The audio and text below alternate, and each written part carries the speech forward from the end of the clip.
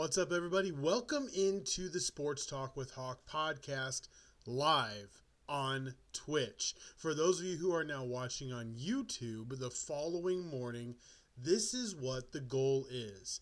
This is going to be the Sports Center scenario, ESPN News type setup that I was talking about in the YouTube short the other day. For those of you on Twitch, down in the description, down in the bio, is the link to my YouTube channel. Sometimes I'll be able to stream, other times I'll just be posting regular videos, but like tonight, this week is spring break. I'm off work. Let's have a Sports Center ESPN News 30-minute nightly recap of just the general info that's gone on in the sports world today. The biggest news probably is going to be that Russell Wilson signed a one-year deal, $10.5 million, with the value up to $21 million with the New York Giants. Now, this really begs a big question. What the heck are they going to do now? You just signed Jameis Winston. You just signed Tommy DeVito. Now you signed Russell Wilson. I'm not so sure they're going to draft Shedeur. I'm actually leaning towards they're looking at 2026 as the draft to get their quarterback. And if that's the case, Brian Dable and Joe Shane are absolutely screwed. Like, there is no way in the world the Giants are going to win with Russell Wilson. Is he an upgrade over Drew Lock? Probably. Only because of experience. He's definitely not younger. But is the team better? I honestly, between those three quarterbacks, I'm going to say let Winston just air it out. Just flat out air it out. Neighbors, Theo Johnson, Tyrone Tracy, let him just go have fun. That's, in my mind, what should happen at this point, because none of those three quarterbacks are going to truly lead you to a legitimate playoff push. None of them. So that was the first bit of news. The second bit of news, which I have already made a move on, Stefon Diggs signs a 3-year deal with the New England Patriots. That was big for Drake May. But it also shows that Vrabel is going to continue. Now, they did end up paying a little bit more. Let's go to the contract because it was actually a little bit different. It's a $69 million deal. But there's only $26 million guaranteed. So, $69 million, only $26 million guaranteed. With the way that this is going to play out, it does give the Patriots the ability to truly move off in year 3. So essentially, this is really a 2-year deal. It's really a 2-year deal. And if he doesn't truly perform, they can restructure the contract. Now, he did have the ACL injury last year. He'll be back. He'll be good to go. And I think in that system, with Demario Douglas now, I believe Stefon Diggs really has a very, very big draw. Very big draw. Now, does it tip things in the way of, the win-loss scales? Having a receiver besides Demario Douglas, they've got their tight ends. They need to get a legit back. Stevenson has way too many fumbles lost. And I know because I've had him in fantasy, like he will have a really good game and then he's got 1 or 2 fumbles. And you're just like, really? Come on. Tiki Barber figured out like no NFL running back should be truly struggling with fumbling the ball now. It just shouldn't happen. So I think they need to go get a running back. I believe they will in the draft. And I'm sure Vrabel is already on top of it. But Diggs helps the offensive side of the ball. They've really focused on the defensive side of the ball. Now, when you switch, we're going to go to the nightly recap. So let's spend some time. For those of you that are not interested in NBA, I'm sorry. But here we go. We're going SportsCenter style. So one of the biggest different type of news that you have in the NBA world, Damian Lillard, and this isn't something that's great, Damian Lillard has been ruled out indefinitely due to a blood clot that is currently in his calf. It's actually a type of clot that is now in his calf. He is out indefinitely. This really hurts the Milwaukee Bucks. They're sitting at 5th right now in the playoff standings, trying to make a push here at the end of the year to get past both Indiana and potentially New York. Without Lillard, that really, really hurts the outside presence because they no longer have Chris Middleton because they traded him away. So that's a big deal. I mean, that is a big deal. The NBA also announced today that the salary cap is going to increase by 10% for the next year. Now, you may be thinking, well, it's just 10%. Well, let's think about this. That's really what the NFL jumped up to. The NFL jumped up 10%. And that's a good thing. You're not decreasing the salary cap, you're increasing. So that is a good thing. The salary cap is now being increased by 10%. We know there's a bunch of different ways that teams are able to get around this. I know, but for all intents and purposes, the salary cap is raised, which means player salaries will go up even more, even though they really don't have to. But nonetheless, let's get to the scoreboard. So tonight I had a couple of different bets that were out there, mostly on the Miami and Golden State game. I've got a couple that are currently on the Cleveland Portland and the OKC Sacramento game. So let's go ahead and go through. So real quick, here we go. Run through all the games real fast. So the New York Knicks took on the Dallas Mavericks at home. They got the victory 128 to 113. The big score of the night for the Knicks was OG Anunoby, which I honestly has been one of the best trades that they have made. Bridges chipped in with 21 points. Towns did have a triple-double, 26 points, 11 assists, and 12 rebounds. Really, really good night for him. Honestly, he was the highest assist leader as well.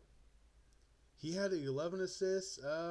Josh Hart also comes in with a triple-double, 16 points, 11 assists, and 12 rebounds. The Dallas Mavericks didn't get anything out of, basically didn't actually really play. Spencer Dinwiddie went cold. Klay Thompson was absolutely cold tonight. Dinwiddie only had 13 points. Thompson only had 6. Najee Marshall, it was on a tear. 17 of 25 from the floor, 38 points, 7 rebounds. But honestly, the Mavericks are in a soft tank. They don't have Anthony Davis right now. He didn't play tonight, which was the second game of a back-to-back, so that's not really surprising. The Knicks needed this victory because the Pacers won again yesterday, and were really, really putting pressure on them. And I mean really putting pressure on them. All right, let's go to Houston at home against the Atlanta Hawks. They get the W, 121 to 114. Dylan Brooks puts in 10 points, gets 2 steals. Defense is wise there. Fred VanVleet, 5 of 14 from the field, 3 of 8 from the three-point line, but perfect at the free throw line, 8 of 8 for 21 points. Jalen Green comes in with 32 points, gets a double-double with 11 rebounds for Houston. For Atlanta, Trae Young, Dyson Daniels, both with 19 points.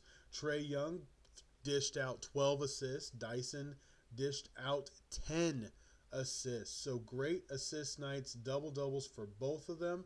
And then a double-double for Okongwu with 14 points and 15 boards. The game was really, really close. The Hawks are sitting in the Eastern Conference playoff contention right now and trying to get into, they're going to be in the play-in, so they're going to try to make it in the hard way. But hey, sometimes it happens. All right, the Memphis Grizzlies on the road against the Utah Jazz. I feel so sorry for the guys in Utah. I really do. The Utah Jazz have not been good enough for a while. And when I was growing up, I grew up in the Karl Malone, John Stockton, Jeff Hornacek, Byron Russell, Greg Ostertag. Like, I grew up in that era of Jazz basketball. And they really just haven't been able to find a consistency to be able to build this team. But the Memphis Grizzlies are trying to really get a top 3 spot in the West, and they did handle business 140 to 103 tonight. Jaren Jackson Jr. gets 19 points. Jalen Wells gets 10. Desmond Bane adds 21 points. Scottie Pippen Jr., I was wondering when he was going to really start catching up. He gets a double-double, 16 points, 10 rebounds. Jay Huff and Zach Edey both attributing 15 points off of the bench for the Jazz. Unfortunately, just not enough. The shooting percentage wasn't bad. I mean, they shot 43%, 40% from downtown, 82% from the line, but 13 turnovers to 8. They're just not where they can really compete. Colin Sexton, 15 points. Isaiah Collier, 21 points. And really not much off of the bench. The Jazz just don't have the ability to really fight. They're not in a position right now to truly fight and play in these games. All right, the next game we've got is the Miami Heat and the Golden State Warriors. Now, Curry did not play tonight. Curry did not play. It was on Jimmy Butler and the rest of the crew. But the Heat are currently trying to make a late push. They're going to get into the East play-in, and they're trying to make a late push, get everything ready to potentially be the 8th seed in the Eastern Conference. And tonight, the shooting wasn't great from Golden State. They shot 40% from the floor, but only 24% from three-point range, 9 of 38. Moses Moody went 0 for 9 from deep. Draymond and Jimmy 0 for 2, 0 for 3 from deep. Kuminga went 4 for 10 from the floor. Butler went 5 for 12. Moses Moody went 3 of 13. Your highest scorer was actually Brandon. Brandon ended up with 14 points and just not a lot of offense in Golden State. They lose 112 to 86. Andrew Wiggins gets 10. Bam got 27. Did not get a double-double. He did miss that by 2 rebounds. Keel Ware, though, got a double-double, 14 points, 10 boards. Tyler Hero, 20 points, 7 assists. Alec Burks added 17 points as well. So Eastern Conference tonight, playing tough. New York wins, the Heat wins, Atlanta loses by 7 to Houston, and then Detroit Pistons, who are currently 6th. They are the 6th seed in the East, played the San Antonio Spurs, and they ended up with an absolute butt whooping. First quarter was relatively close, 30 to 22. But then the second quarter, they outscored the Spurs 30 to 12 and just absolutely blew the game open. They win this game 122 to 96. For the Spurs, Devin Vassell,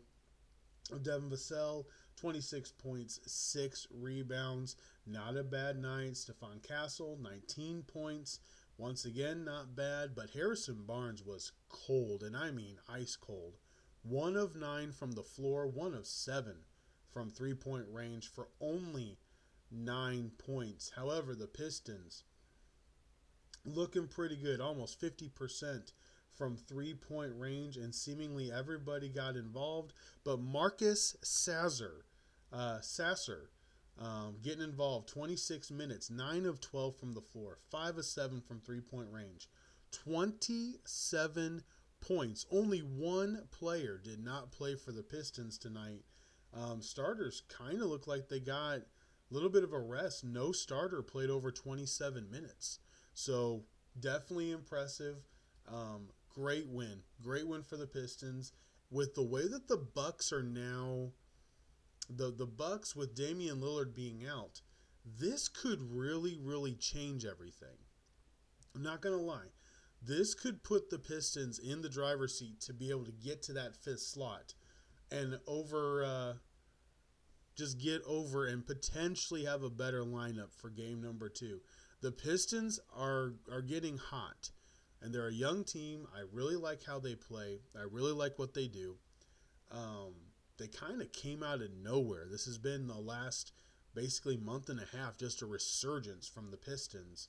And listen, Pistons and Pacers are absolutely rivals. But the reality is It's good to see a team that has been down for a while back into the playoff line. I mean, they're 9 games above 500, so congratulations to them. All right, a team that knocked off the Lakers last night, playing a back-to-back. The Orlando Magic go to Charlotte to play the Hornets, and they knock off the Hornets 111 to 104. Big win for them. They're now only 3 games below 500.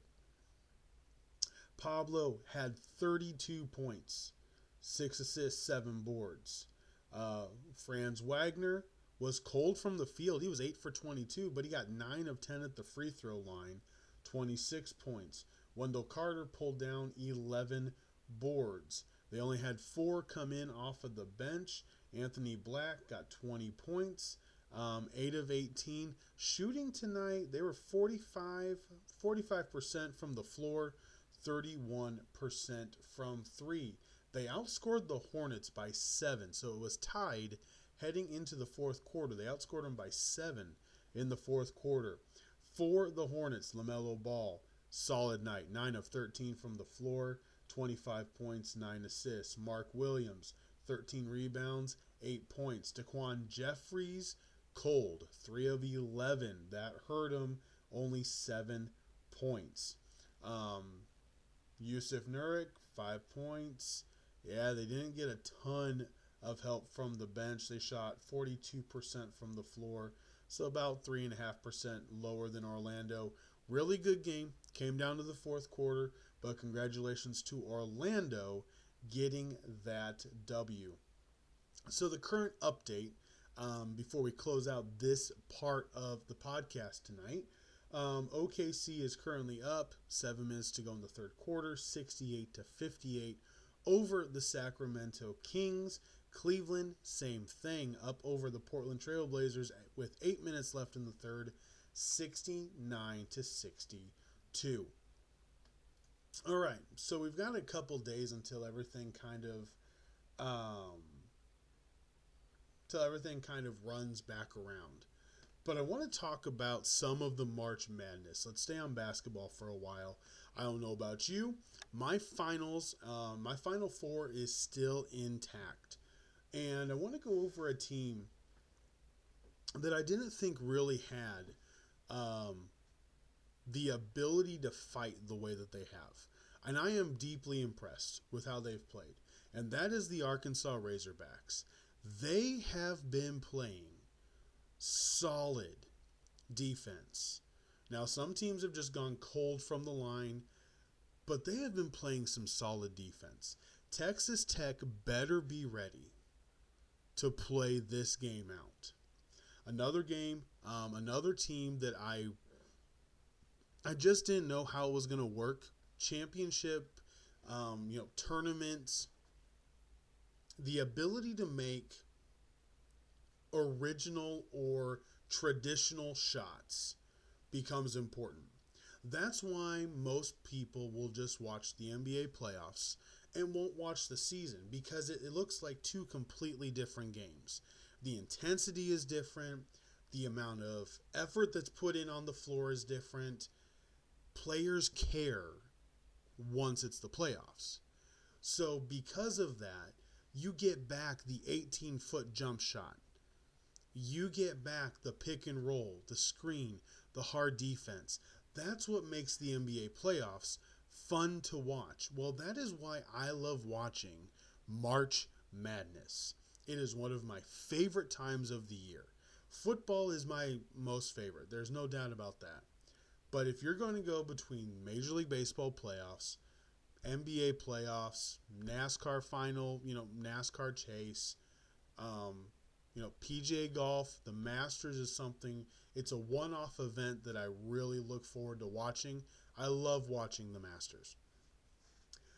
March Madness is just fun for me to watch.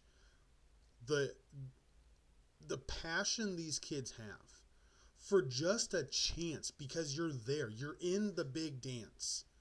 You're there. And that's what matters. You have a 10th seed, Arkansas, now playing the 3 seed, Texas Tech, on Thursday night. BYU is a team that I wasn't sure was going to be able to, going back to my original statement, because they are the team that could shoot threes the best, but sometimes they rely on them a little bit too much. But the way their offense is run, and watching them over the last weekend, they could easily pull out the upset over Alabama. Alabama's main star is injured. I wasn't sure they were going to get past Robert Morris in round 1. Round 2 definitely didn't look any better. I think BYU can knock them off. Now, a team that I don't think has much of a chance is Maryland. They have played 2 really close games. Florida's coming in. Florida knew how to play. UConn was a lot better than what Maryland is at their best. UConn is a number 2 seed in the country at their best, and they're a number 12 seed at their worst. That team had a huge level of play through the year, and that was a fun game to watch between UConn and Florida. But Florida obviously comes out with the W. Now, Friday. Mississippi and Michigan State is going to be the game that I probably zero in on. I've got Michigan State winning it all, so I'm zeroing in on it for that, but also because Mississippi is tough. They are really tough. And then you've got Tennessee and Kentucky, so you got a rivalry game and then a 2-3 matchup in the tournament. Gotta love it. Michigan against Auburn, not sure how that's going to play out, and then I think Houston's just going to outrun Purdue. Just reality-wise, I really think they're just going to outrun Purdue. So all in all, I am absolutely excited about this weekend, Thursday and Friday, with the Sweet 16, heading into Saturday and Sunday with the Elite Eight. I love March Madness. It is absolutely one of my favorite times of year. Passion, energy, kids just playing hard. And the basketball looks so much different in March Madness. Jumpers, floaters, they're just playing hard. And it's fun to watch. So I can't wait for this weekend. All right, let's close this out with some NFL. So 2 other things that came out today. Number 1, the NFL is going to tweak the kickoff, probably. If you asked me, it's probably a 90% chance they're going to tweak the kickoff. I don't know what that is. I don't know what that is.